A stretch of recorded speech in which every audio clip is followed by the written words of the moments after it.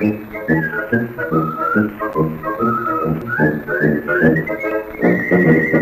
everybody, I'm Dominic Murin at the Humblefactory, and I'm in the backyard doing some, sort of the Humblefactory's backyard, I guess, doing some pruning, and I wanted to talk a little bit about the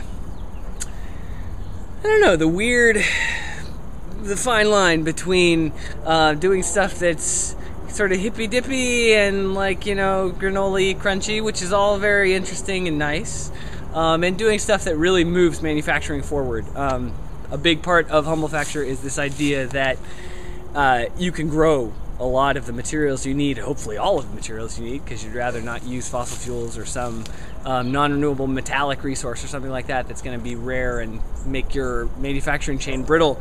And so I'm harvesting some stuff from my backyard. I'm trimming some plum suckers that we had, and I'm getting these sort of large, long plum branches that these are basically trees, but they came up from the rootstocks. They're pretty decent size, like an inch and a half in diameter. And I'm gonna dry these out and potentially use them for something, see what we can do with them. They're nice because you don't need a really heavy-duty saw or anything to process them. You could cut them with a handsaw and you could be pretty accurate with it. So later on, we'll be working with those a little bit. It's also something that you could grow in any lot, in any city. You could grow suckers of a fruit tree or of a poplar or of a birch, something like that. You could pretty easily cause that to happen. Also, willow could be coppiced and can be grown in long, uninterrupted stretches that you can do stuff with. Another thing that I'm getting is we have this clematis that is wild, but it's sort of overgrown. You can see some of it here. I don't know if you can see it. The nice new green stuff looks like this. The older, crappier stuff is like this. And if I get a piece here,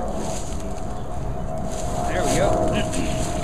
It's actually very strong, like remarkably strong, because it's a vine. It's meant to be able to take repetitive wind stresses, and so it's a really nice material that is a long strip that nature grows for us, right? And so yeah, you could, you know, wrap it to make some kind of rustic looking, natural looking, whatever, but it's also strip material, right? It's also strip stock, and so you could use it like that. You could use it in a way that was very modern, almost like using rope or paper twine or something like that, and you could use it in that way, maybe to make something in an industrial or semi-industrial manufacturing method.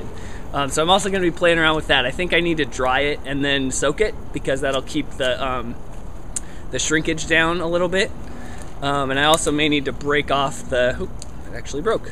I need to break off the outer bark, I think, in order to keep it from getting too brittle. So stay tuned for interesting developments with this stuff in the following weeks. It's pretty easy. You can wrap it up into little blobs, so I'll just be storing this down in the Humblefactory and we'll see what we can make out of it. Alright, this is Dominic for the Humblefactory, signing off.